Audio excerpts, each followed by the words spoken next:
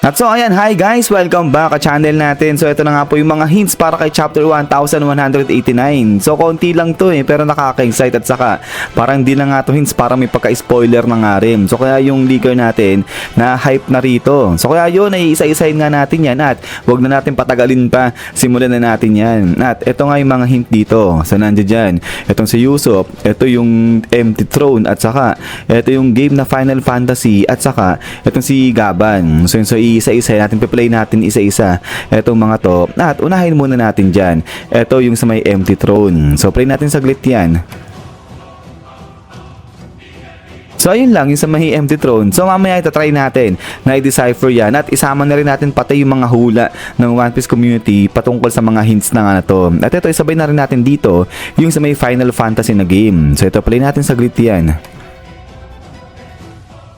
At so ayun, so nawala yung mga pagkarami-raming espada nga dyan. So dito, kaya natin pinagsama itong Empty Throne saka itong Final Fantasy kasi somehow parang magkakonekta itong dalawa na to. At yung sa pagdating dito sa may Empty Throne, ngayon sinasabi ng marami, possible kaya na sa chapter na to, si Imu Sama mapabalik na dyan sa may Marijoa. Pero bago mapabalik si Imu dun sa may Marijoa, sinasabi na baka mapalaban pa siya rito. At ito na nga, yung patungkol naman dito sa hint na to. So yung sinasabi na yung pinapatukuyan ng hint na to ay si Imu. So sinasabing gagamit siya ng pangkarami-raming espada. So ibig sabihin, lalaban pa muna yung si Imu bago siya mapabalik sa may Marijoa. So yun na, if ever na mapabalik nga si Imu dyan sa may Marijoa. Pero hanggang dyan lang muna tayo kasi yung mga next na hint natin ay connected din dito sa hint na to sa may Final Fantasy. At ito nga yan yung kay Yusuf. So play natin saglit yan.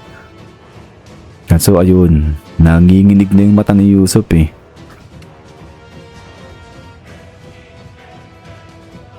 At so ayun na nga, hanggang dyan lang pala itong hint na to. So yan, so nakita naman natin dyan na ginamit nga ni Yusuf yung kanyang haki at ayun nga, na-form niya, nakita niya yung parang aura ni Luffy. At ito kung matatandaan ninyo, sa may Dressrosa arc yan, na kung saan si Yusuf ay nagawa na ng maligtas yung si Luffy nung gagawin na siyang puppet ni Sugar. So muntika na rin si Luffy nga sa time na yun. Pero ito nga, Yusuf saved the day. So maganda nga yung performance ni Yusuf dun sa may Dressrosa arc. Pero ganito, kasi diba dun sa hint kanina sa may Final Fantasy game, sinasabi na pinapatukoyan nun si Imu at gagamit nga si Imu ng pagkarami-raming espada. May kakalabanin siya. So ang tanong, si Yusuf ba yung lalabanan ni Imu dyan? At dito na papasok ngayon etong si Gaban. At ito nga yung sinasabi natin kanina na na-hype na yung leaker natin. Talagang excite siya nung shinare na nga to. At sabi niya nga dyan, Waban. At ayun ang dami mga puro apoy naglalagablab yung pagkakashare niya dyan na si Gaban ay lalabas na nga sa chapter na nga na to. At ayun, yung iba ngayon na sinasabi na di ba may lalabanan si Imu, hindi si Yusuf kung hindi etong si Gaban. So now, balikan natin nga dyan.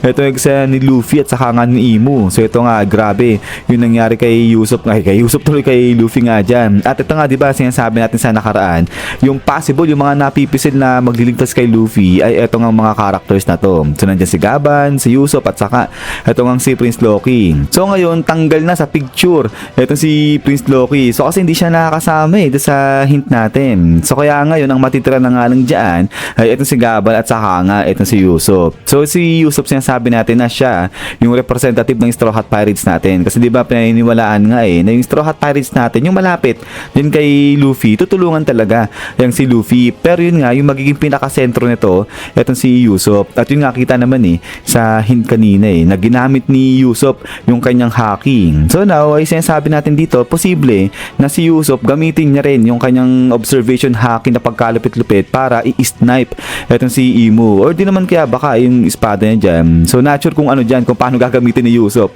yung kanyang observation haki. Pero kung pagbabasihan yung hint nga kanina, ay kikilos etong si Yusuf para tulungan etong si Luffy. At ito naman sa kabilang banda yung kay Gaban, ito talaga yung sinasabing si Gaban yung lalaban dyan kay Imu. Kasi katulad nung sa na-discuss natin nung sa mga nakaraan, sa lahat-lahat ng natitira dito sa Elbaf na pwedeng tumulong kay Luffy ay etong si Gaban na ngayon. So although hindi ganun kaganda pa yung kondisyon ni Gaban, pero siya lang kasi din yung nagtataglay ng Conqueror Haki dyan sa may Elbaf at nakokontrol niya nga yung paggamit sa Conqueror Haki niya. So kaya yun talagang no choice etong si Gaban, kahit hindi ganun kaganda yung kanyang kondisyon, siya lang yung pwedeng tumapad makakatapat dyan kay Imo Sama. At alam naman natin na hindi ka makakatapat dyan kay Imo kapag wala kang Conquer Haki. At so na ang interesting part dito kasi di ba yun nga sinasabi kanina yung hula dun sa Final Fantasy na game, si Imo Sama yun at gagamit itong si Imo ng maraming espada para labanan itong si Gaban. So yun yung matindi, yun yung malupit kasi itong si Imo nilabanan niya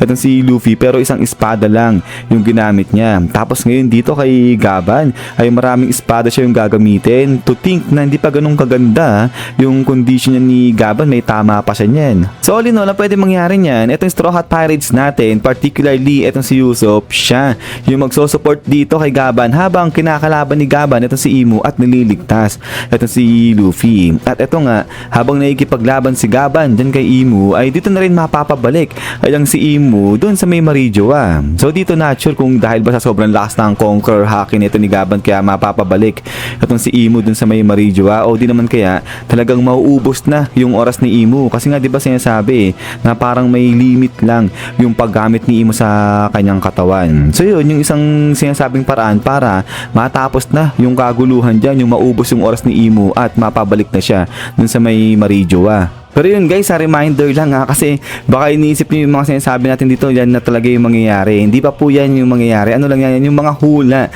o yung mga tinatry na pagde-decipher din sa mga hints na binigay sa atin. Pero yun, ito nga, balikan natin yung mga hints nga na to. So nandiyan yung Empty Throne, ito nga yung Final Fantasy game na naglabas ng mga maraming espada dyan, at ito nga si Gaban, at lastly, ay ito si Usopp. So ayan, kayo ba sa tingin nyo, ano yung mga posibleng events o scenario yung pwede mangyari dito kay Chapter 1189 na base rito sa mga hints na binigay sa atin. So agree ba kayo dun sa mga senaryo sinabi natin kayo na ayun yung pwedeng mangyari nga sa chapter na to? But anyways, yun, siguro pa i-comment lang dyan sa baba. At pagkatapos nga nito is yan guys. So hanggang dito lang itong hints natin para kay chapter 1189. So ayan, so sana nagustuhan nyo yung mga hints na binigay sa atin. At ulit guys, ay maraming salamat sa walang samang pagsupport at panood dito kay channel natin. So yun na naman, so lagi mag-ingat. God bless nyo lahat at kita-kits tayo ulit.